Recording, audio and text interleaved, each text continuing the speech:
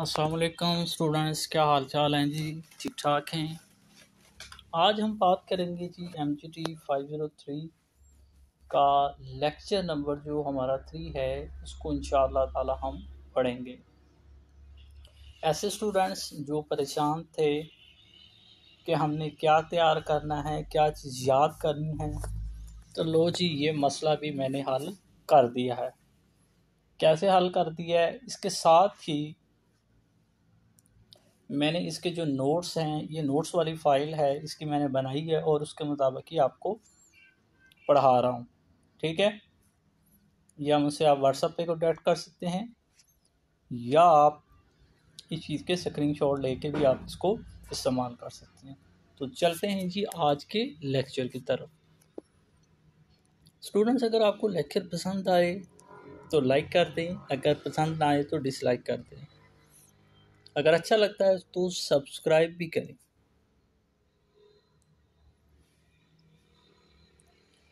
सबसे पहले बात करते हैं कि व्हाट इज़ रोल। रोल क्या है? अब देखें, एक बाप है तो उसका भी एक रोल है। उसने अपने घर के सारे जो हैं एक्सपेंसेस, सारे मामला देखने हैं। घर है तो घर में उसका एक और रोल है। ठीक है जी।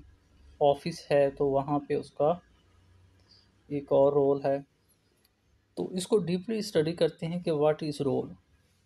Role is an organised set of behaviour that is associated with particular office or position. कहते हैं जी, एक ऐसा तरतीब दिया गया सिस्टम होता है, ठीक है जी, जहाँ पे एक बंदा अपनी पोजीशन पे उसको टास्क दिया होता है, उसमें उसके मुताबिक काम करना है। ठीक है, वो अपनी ऑफिस में जा रहा है या अपने को कारोबार कर रहा है तो वो उसका रोल है। इस तरह एक बाप का रोल है, ऑफिस में काम करने वाले बंदे का रोल है। तो आई थिंक, मुझे उम्मीद है रोल की डेफिनेशन आपको समझ आ गई होगी। अच्छा, इसके बाद हम पढ़ते हैं कि जी इंटरपर्सनल रोल्स क्या होते हैं। ऐसे रोल्स दैट इन्वॉल्व पीपल जिन्होंने सिर्फ लोगों के साथ कम्युनिकेट करना होता है, जिसमें सबॉर्डिनेट हो गया पर्सन या आउटसाइड दी ऑर्गेनाइजेशन। ठीक है, या ऑर्गेनाइजेशन के बाहर लोगों से जो मेल मिलाप करना या ताल्लुकात पैदा करने, उसे इंटरपर्सनल रोल कहते हैं। इंफॉर्मेटिव रोल क्या होता है? Involve receiving, collecting and disseminating information.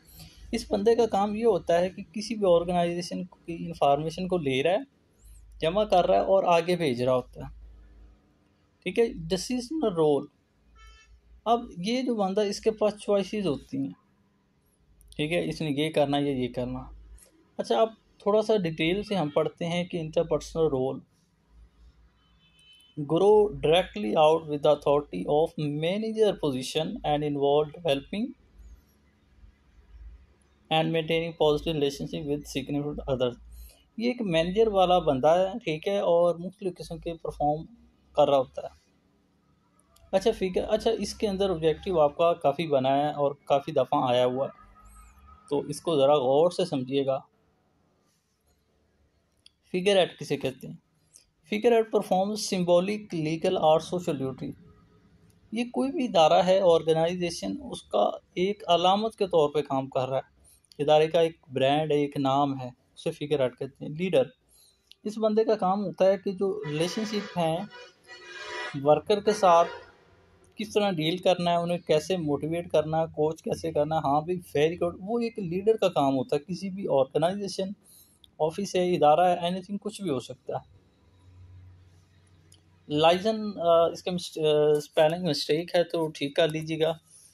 Liaison क्या करता है? Maintain a network of contacts outside the work. जो बाहर बंदे हैं उनसे इंफॉर्मेशन लेके अपनी ऑर्गेनाइजेशन, इदारे को दे रहा होता है। अच्छा, तीसरा जो रोल है वो इंफॉर्मेशन परटेन, मुश्तमिल है टू रिसीव करना, ट्रांसमिट करना, इंफॉर्मेशन लेके आगे देना। अब इसमें कौन कौन होता है? एक होता है मोनीटर। मोनीटर का काम होता है तलाश करना, सी का मतलब तलाश करना, internal and external information about issues affect the organisation. इसने वही बताना है कि ऑर्गेनाइजेशन के अंदर काम अच्छा कर रहे हैं लोग, तंग तो नहीं कर रहा, कोई इश्यू तो नहीं क्रिएट कर रहा, तो ये एक मॉनिटर का काम होता है। डिसिमिनेटर का काम होता है transmit information internally that is obtain from either internal or external source. इसने अंदरूनी और बैरूनी जितनी भी इंफॉर्मेशन होती है वो देनी होती है। स्पोक पर्सन का काम क्या होता है? ट्रांसमिट करता है information about the organisation, organisation की इंफॉर्मेशन बाय लीक कर रहा होता है, बाय दे रहा होता है। डिसीजन रोल इसमें बात करता है इंटरप्रेन्योर। इंटरप्रेन्योर क्या करता है? Act as an initiator, designer के तौर पर, इनकर्जर, या कोई नई तब्दीलियाँ लेके आ रहा होता है, भाई ये मशीन इस्तेमाल कर लो, ये कर लो, तो आपको फ़ायदा होगा। द डिस्टर्बेंस हैंडलर, इसने क्या करना होता है? Take corrective action when the organization faces important unexpected difficulty। अच्छा, डिस्टर्बेंस हैंडलर ने ये काम करना होता है कि जहाँ पे भी एक इदारे को कोई प्रॉब्लम आ रही होती है, मसले मसाइल, इसने बड़े सोच समझ के उन मसलों को, मसाइल को, डिफ़िकल्टीज को हल करना होता है। इसके बाद आ गया जी रिसोर्स एलोकेटर। अच्छा, अब रिसोर्स एलोकेटर में क्या होता है? Distribute resource of all type including time, funding, equipment, human, ये सारे काम कर रहा होता है। बंदे भी दे रहा होता है, चीज़ें भी प्रोवाइड कर रहा होता है, तो ये काफ़ी ज़्यादा काम करने वाला है। अच्छा, इसके बाद हम बात करते हैं निगोशिएटर की। ये क्या करता है? ये रिप्रेजेंट करता होता है organisation in major negotiation affect the manager areas of responsibility, के मैनेजर के कौन कौन से एरियाज हैं, उसकी क्या क्या रिस्पॉन्सिबिलिटी है।